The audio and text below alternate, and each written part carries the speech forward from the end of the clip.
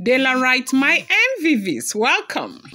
They said the Ooni of Ife's palace trembled as if Iyanifa finally revealed the shocking truth that the artist who has been afflicted with a one is the one who created the fake Aare crown that they switched with the original one. It's not like he was the one who carried, the original one. Now, imagine if the person who created the other one could go through this level of affliction or more. You want to begin to imagine what the person who carried the original Aare crown will go through.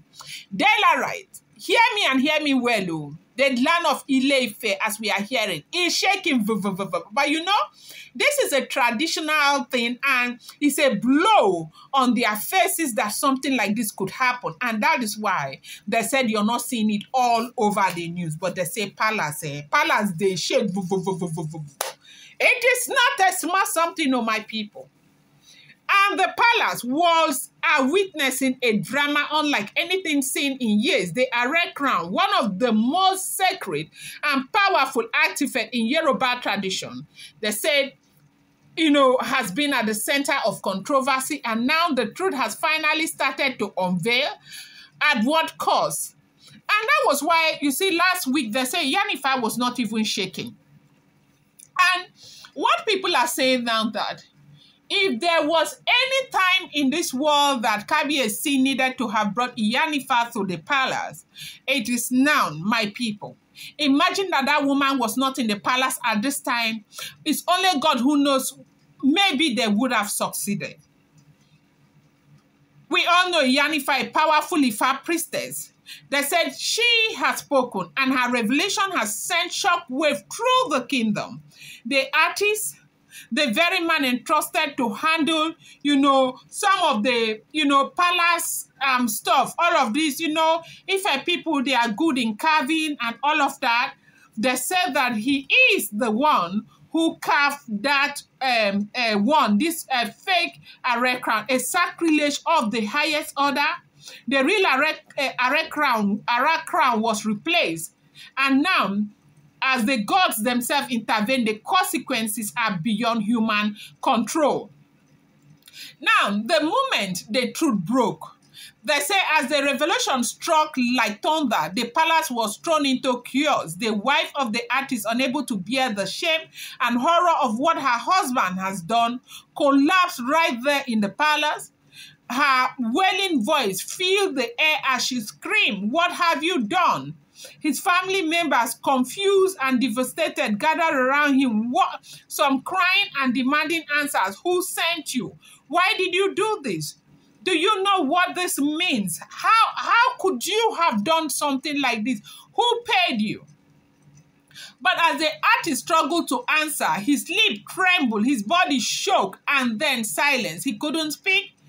Iyanifa, standing firm and unshaken, turned to Ooni of Ife and, gathered elders and declared, the gods have cursed him. No matter what happens, he will buy. Hey! Hello! It is not a small something, oh my people, as we are hearing what is going on now. The terrifying implication of this kind of sacrilege, I don't know. The thing is that this is our generation of people. Money, as we continue to work, as we continue to press forward, money will come, things will happen. But there are some things that you can never ever reverse. Dela writes, it's important for people to be careful. Let me remind you, this is not an ordinary scandal. This is a spiritual offense of the highest magnitude. The Aare crown is not just any ordinary ornament. It's a divine symbol, a vessel of power, a connection between Ooni and the gods. To tamper with it, to replace it with an Fake, man, it's not only a crime against Ooni, it's a crime against Oduduwa, Orimala, and all the spiritual forces that govern Ile-Ife. And now you see what this man is putting the family into because of sheer greed. I don't know how much they paid him. Now, in Yoruba tradition, when someone is found guilty of such an offense, the consequences are beyond human judgment. The gods themselves take over. And history has shown that those who committed such atrocity do not go unpunished. Now, past example of those who crossed the gods and paid the price. The chief who stole sacred beads, okay? I don't know if you have read this thing about the chief who stole sacred beads. Many years ago, a high-ranking chief in Iyanifa took sacred beads meant for rituals and hid them for personal gains. When the priest consulted Ifa, it was revealed that he was the culprit. Before he could be punished, he mysteriously fell ill, lost all his wealth, and died a painful death, right? Now, the palace guard who defied a sacred chamber in the palace. Now, you know, the reason why you see Ooni of Ife, anything that has to do with Ooni of Ife is so huge. Ooni of Ife is big. It's big. This is the spiritual leader of the entire Yoruba people in the entire world. Do you understand? It is, you know, the gods that made him what he is. Like the other day, I was doing a video. Somebody came and said, Delara, your own self is too much. It's Ooni of Ife God. I didn't say Ooni of Ife is God. I am saying he is as big as they say he is, okay? Ooni of Ife himself recognizes God and he worships God. So don't come and be asking me, is Ooni of Ife? The thing is that when a leader is made on earth, he is recognized in heaven, okay? Even Tinubu, that people will say one thing, he is also recognized in heaven because we chose them on earth and God agrees in heaven, right? So if they don't agree, Oni will not be on that seat, okay? Now, there was a story of a palace guard who defied a sacred chamber. Now, it's history. In another case, a palace guard entered a restricted spiritual chamber, believing he could steal, you know, ancient artifact for money. The very next day, he lost his speech and later went mad, running naked through the street until he perished, okay? Now, I'll give you another case. The family that conspired against the Oni decades ago. A family conspired to manipulate spiritual right to weaken the power of the Ooni of Ife. The plot was uncovered and they were immediately exiled, okay? You know, they went on exile, sorry. However, before they could even leave Ile-Ife, one of them collapsed and died.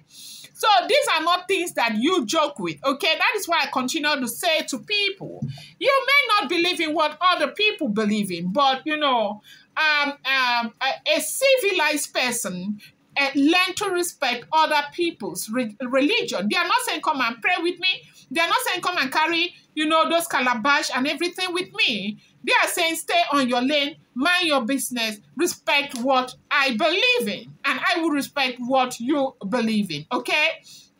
Now, they said that the Ooni of Ife gave final warning. Who else is involved? They said he asked, okay?